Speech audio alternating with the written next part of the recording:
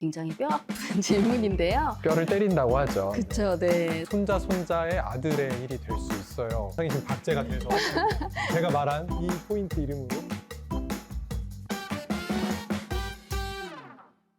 안녕하세요. 극지연구소 강 실장입니다. 오늘도 특별한 분을 모셨습니다.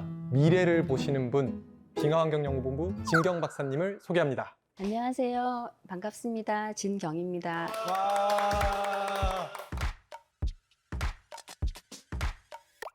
저희 유튜브 보셨나요? 네, 봤습니다. 처음 코너 뭔지 아시죠? 네, 10글자로 본인 소개하기. 생각을 했는데 간략하게 남극 빙하의 미래 연구자 이렇게 하겠습니다. 미래 연구자. 이거 다음부터는 좀 10글자를 바꿔야겠어요. 이거 다 예습을 하고 오시는 것 같습니다. 네. 제가 박사님을 조금 뒤조사를 했는데 연구소에 오시기 전에 원래 미국에서 대학교 교수님이셨어요. 근데 왜 연구소에, 그럼 빙하의 미래를 보러 연구소에 오신 건가요? 그렇죠? 네. 사실 원래 저는 엘니뇨, 몬순, 전 지구에 영향을 미치는 변동성을 모델로 예측하는 그런 연구를 해왔어요. 그러면서 이제 기후 예측도 같이 하고 있었는데 특히 빈권을 구현하는 부분이 굉장히 개발 속도가 늦다는 것을 알게 되었어요. 그러다 보니까 미래 기후 예측 성능이 많이 떨어지고 이런 부분들이 있다는 것을 알게 되어서 좀 빈권 모델 쪽을 연구를 해야 되겠다 이런 생각을 하게 되었고요. 그래서 극지연구소에 와서 하게 되었습니다. 왜 남극을 연구하시는지부터 얘기를 좀 하나하나 해볼게요. 굳이 남극을 포커싱한 이유는 뭘까요? 남극이 오랫동안 변하지 않았던 그 지구의 부분 중에 하나예요. 지구온난화가 심화되다 보니까 남극도 빨리 녹고 있다 이런 연구들이 한 15년 전부터 이제 많이 회자되기 시작을 했는데요. 과거와 비교해 보면 거의 3배 이상 빠른 속도로 녹고 있다고 해요. 남극이 녹으면 그 녹음물이 바다로 흘러 들어와서 전 지구의 해수면을 상승을 시키게 됩니다. 지금 저희가 촬영하고 있는 극지연구소 송도에 있거든요. 만약에 남극의 빙하가 녹으면 여기부터 잠깁니다. 맞습니다. 남극이나 이제 그린란드가 녹으면 실제로 그 주변의 해역 해수면 자체는 오히려 하강을 하게 되는 특성이 있고요. 이제 우리나라 같은 경우는 굉장히 공교롭게도 그린란드에서부터도 멀고 남극에서부터도 굉장히 먼 위치에 있는데 두 빙하가 녹으면 빨리 영향을 받을 수 있는 그런 위치에 있습니다. 근데 이제 사실은 이런 의문이 들어요. 내일 날씨도 지금 잘 모르는 마당에 그거 정확한 거야? 빨라야 몇십 년, 늦으면 몇백 년 뒤 얘기인데 예측이 정확하냐 이 질문이 굉장히 뼈 아픈 질문인데요. 뼈를 때린다고 하죠. 그렇죠. 네. 그래서 과학적으로 말씀을 드리면 정확한 부분이 있고 정확하지 않은 부분이 있을 것 같아요. 한 1980년대부터 이제 인간의 활동에 의한 이산화탄소 배출 때문에 온도가 상승하는 것 같다. 이런 연구가 많이 되어져 왔고요. IPCC라는 기구가 만들어졌습니다. 이 기구는 기후 변화에 대한 연구를 전 세계 수백 명의 과학자들이 모여서 이제 보고서를 쓰는 그런 역할을 하고 있고 전 세계의 지구 시스템 모델들의 결과들을 모아가지고 미래 예측을 발표를 하고 있어요. 가장 최근 보고서인 6차 보고서에는 40여 개의 모델이 참여를 했는데 그 모든 모델이 이산화탄소 배출을 계속하면 지구 온도는 지금보다 더 상승할 수밖에 없다. 이거는 저희가 확실한 그런 미래 전망이라고 말씀드릴 수가 있고요. 어떤 지역이 정확하게 몇 도가 오를 것인지 이런 부분은 아직도 굉장히 불확실성이 크고 특히 강수나 강설 이런 쪽은 더 예측하기가 힘들어가지고 이렇게 일반인분들 느끼시기에는 예측이 좀 안 맞는 거 아니냐 이렇게 생각하실 수 있을 것 같습니다. 정리를 하면 예측이 어렵지만 지금처럼 이산화탄소를 쓰면 오른다. 이거에 대해서는 이견이 없다. 다만 얼마나 빨리 어떤 지역이 더 먼저, 요거는 사실 조금씩 차이가 있다라는. 그럼 이 차이는 왜 나는 거예요, 대체? 모델이 부정확하기 때문이기도 하고요. 관측이 모자라기 때문이기도 하고 저희가 알고 있는 이론이 부정확하기 때문이기도 해요. 관측, 이론, 모델이 3박자를 맞추어서 정확하게 예측을 할 수 있다고 얘기를 하는데 이제 그런 부분들 중에서 조금 모자란 부분이 있으면 그렇게 맞지 않는 결과를 산출할 수가 있습니다. 그럼 남극이 예측이 어려운 이유는 관측이 부족해서라고 보면 될까요?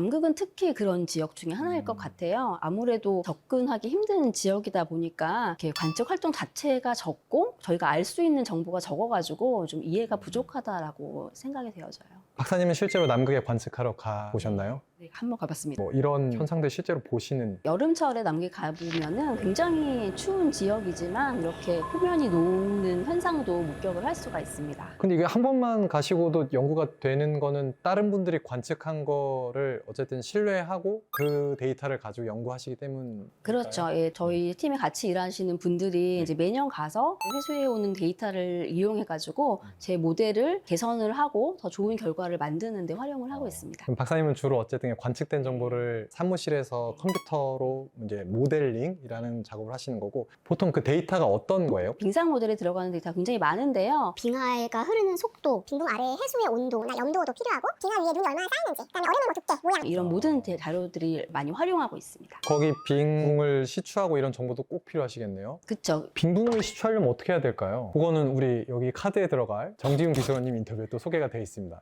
시작하면서부터 계속 모델이라는 표현을 해주셨는데 감이 잘 안 와요. 그냥 모델에 뭐 넣으면 결과가 나온대 이렇게만 알고 있어서. 그래서 네. 우리 쇠빙상 알아온 모형을 가지고 왔는데요. 이게 모델의 예죠. 이렇게 모델은 이것처럼 알아온의 외형을 굉장히 잘 모의하고 있지만 좀 아무래도 자세한 부분들은 조금 잘 모의가 안 돼 있고 내부도 네. 없잖아요. 여러분 이게 종이 퍼즐이에요. 안에 그냥 다 비어 있어요. 모델이라는 것은 실제 있는 것을 재현해내는 것인데 제가 사용하는 수치 모델은 지구 시스템을 재현을 하는 모델인데 지구를 다 격자로 쪼개가지고 또 대기도 여러 가지 층 나누고 휴양도 여러 개 층 나눈 다음에 3차원으로 나누어가지고 각 꼭지점에서 계산할 수 있도록 모델로 구현하는 이런 것을 수치 모델이라고 하고요. 사실 요거 설명 저 딱 와닿았어요. 알아온 타면은 이 안에 막 선실도 있고 식당도 있고 그래요. 근데 이건 사실 까보면 없죠. 빈칸이에요. 모델이라는 것도 이거랑 비슷한 것 같아요. 다 있는 그대로 하기에는 너무 정보가 많죠. 그러니까 다 날려버리고 굵직한 것만 큰 스케일로 덩어리로 쪼개서 정보를 넣는다. 빙하든 뭐 온도든 이런 걸 막 넣어서 마구마구 계산을 하면 짠 된다. 결과가 나온다. 이런. 네, 그럼 맞습니다. 사실상 컴퓨터가 다 해주는 건가요? 사실 컴퓨터는 그냥 시간 예보를 할 때 이제 활용을 하는 그런 도구가 되고요. 실제로는 모델을 굉장히 지구 시스템하고 유사하게 재현을 하는 게 가장 중요한 포인트일 것 같아요. 네, 뭔가 컴퓨터로 계산하는 거니까 언뜻 생각하기에 AI에다가 물어보면 이게 좀 답을 쉽게 주지 않을까 이런 생각이 드는데 AI는 아직 안 쓰시나요? AI도 그렇고 뭐 딥러닝, 코딩, 슈퍼컴퓨터 이렇게 좀 핫한 키워드들이 굉장히 기후 예측이랑 좀 연관이 많은 그런 단어들이에요. 특히 AI 같은 경우에는 모델이 부정확한 부분도 좀 채워줄 수가 있고 관측이 부족한 그런 부분도 채워줄 수가 있어요. 물어볼까요? 2300년에 서남극이 얼마나 녹는지? 이제 긴장되는데요. 검증받는 기분인데. 와, 되게 현명한 답을 주었습니다. 죄송하지만 미래의 사건에 대해서는 예측할 수 없습니다. 관련 정보는 최신 기후 모델과 연구 결과를 참고하는 것이 가장 좋습니다. 현명하면서 이렇게 피해가는 답을 주었습니다. 네, 어쨌든 GPT도 그 얘기를 하네요. 네, 기후 모델이 중요하다는 건 GPT도 알고 있다. 박사님 모델 얼마나 신뢰하세요? 저는 저희 콘텐츠를 많이 신뢰하고 있습니다. 네, 앞으로도 계속 조회수가 늘 거라고 신뢰를 하고 있고. 네. 저도 아주 신뢰하고 있습니다. 네. 자, 이제 한번 해볼게요. 박사님이 생각하시는 남극의 미래는 어떨 것 같아요? 빨리 녹는 서남극 같은 경우에는 2300년 정도 되면은 한 50% 이상 사라질 것이다. 이렇게 50%요? 생각을 하고 있습니다. 남의 일이 아닙니다, 여러분. 네, 우리 손자의 아들의 일이 될 수 있어요. 혹시 그런 걸 다룬 영화들이 되게 많잖아요. 네. 그런 것 예. 중에 인상 깊게 보셨던 투모로우 같은 영화도 어떤 분들은 말도 안 된다 이렇게 말씀을 하시고 그게 좀 과장은 사실 있어요. 영화에서는 왜 단 며칠 만에 모든 게 다 일어나잖아요. 그렇지는 않을 거예요. 이게 반응하는 속도가 있고 또 해양 같은 경우는 조금 이렇게 느리게 움직이는 유체이다 보니까 그게 뭐 몇 주, 몇 달에 걸쳐 일어날 수 있겠지만 충분히 발생할 수 있는 사실이다. 그렇게 사실 생각을 합니다. 그럼 이제 박사님은 어떤 걸 하고 싶으신 거예요? 나는 이 연구 끝에 이걸 찾겠다. 뭐 이런 게 있으시면. 사실 오늘 PD님께서 굉장히 좋은 질문을 해주셨는데 영화에서 굉장히 좀 갑작스러운 변화에 의한 암울한 미래를 많이 보여주잖아요.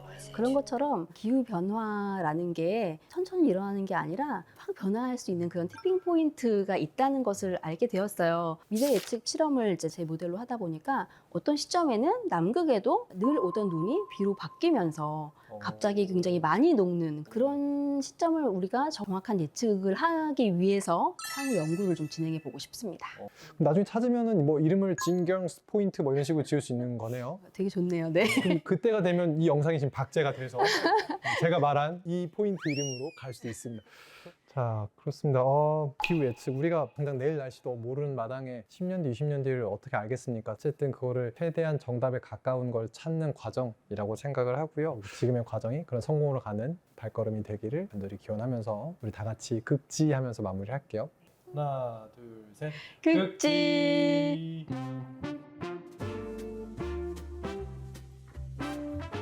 이렇게 예측을 하신 분들은 주식이나 코인들도 좀 잘 하시나?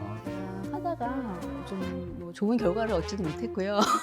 사실 되게 굉장히 보수적으로 예, 네. 하는 성향이 있습니다. 네.